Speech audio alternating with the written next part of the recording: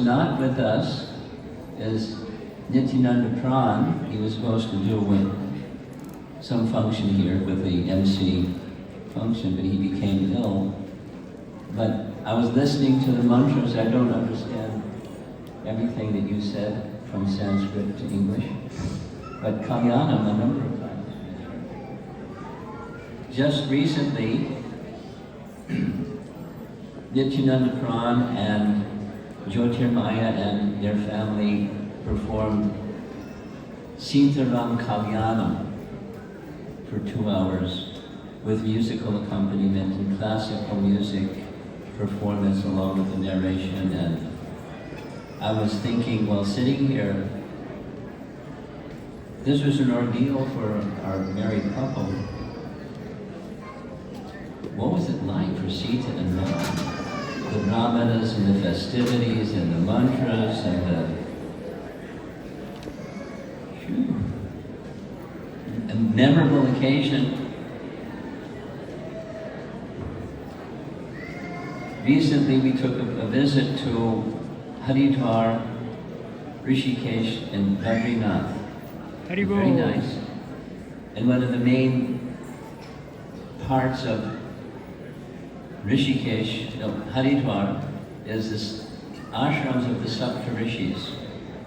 And the Saptarishis went all the way from Haridwar to Ayodhya to participate in Sitaram Kalyanam. So many persons have come from faraway places. Maybe the Saptarishis aren't here, but many exalted Vaishnavas to bless the occasion, and our gratitude goes to all of you. Really powerful sound system.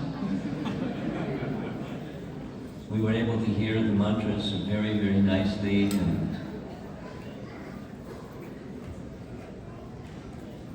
just this morning in the temple, Houston Temple, we heard Canto 1, Chapter 4, verse 45, where the verse was discussing Vyasadev's compiling Mahabharata for Sri Sudha Dvija Bandhunam. And much of what Prabhupada is describing is detailing and describing what Dvija Bandhu means, born perhaps in a family whose ancestry is Dvija, but not having the qualification and not the proper samskaras. And Prabhupada comments, one sentence in this purport that we read this morning is, there's one samskara that everyone must observe. And that's what we just observed. And the meaning of samskara, principal meaning, is impression. So it's going to be a lasting impression for the young man and the young lady who just got married, like what they went through. I didn't hear any vows though.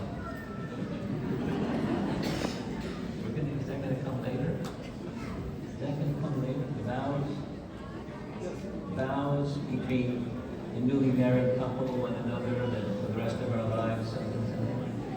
Later. Later. Okay. Because it's not just, once upon a time I was a young man. And I was taught as a young man, a man is only as good as his word. A man is only as good as his word. You say something, you do something. If you say something and you just don't do it, and predictably you don't do it, you don't do it, you don't do it. Not a person of good character.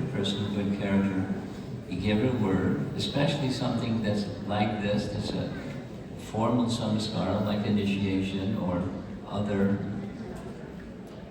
upanayana, make a vow and you uphold the vow. Wedding vows are similar. And those of you who've been married for a while, you know there's a few bumps in the road sometimes.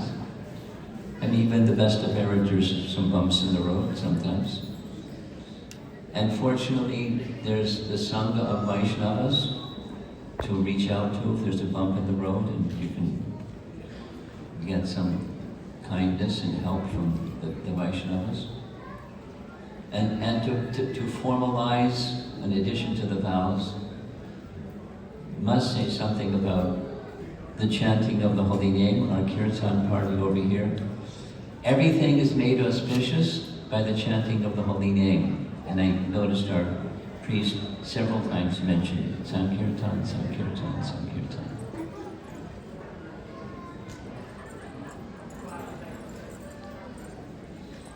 Now I don't, just personal, I don't attend weddings regularly. There's weddings that happen, but I don't regularly attend, and Radha Krishna shared something with me. Many of you know Tamal Krishna Maharaj very well. There was a wedding of a very senior disciple of Tamal Krishna Maharaj, and he mentioned to Radha Krishna, "You can go, but don't stay." Something like that.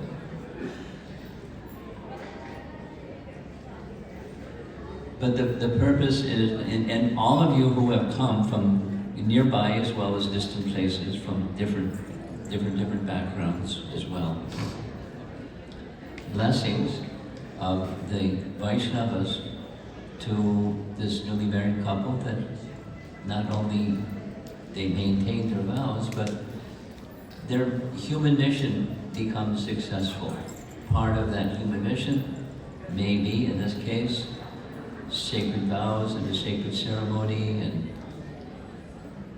performing proper samskara by the agency of a qualified brahmana, as we have done this evening, this midday.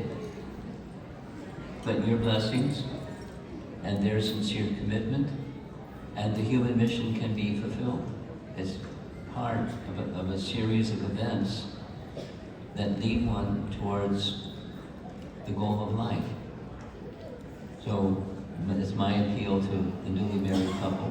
Keep in mind as you go forward in your lives together, the mission of human life is to be accomplished. This is a part of it, but it's not the essence. The essence is the mission of human life. Awakening our dormant relationship ultimately with Krishna. Something that I like to do regularly is visit universities. In parts, I received from Prabhupada at the university that I was attending, so it's just a gesture of giving back to the one who imparted Krishna Bhakti to me. And there's a very important teaching that I like to share with students. I'm sharing it now. There is such a thing as a soul-to-soul relationship. And the soul-to-soul relationship is made possible by recognizing the super soul that's within the heart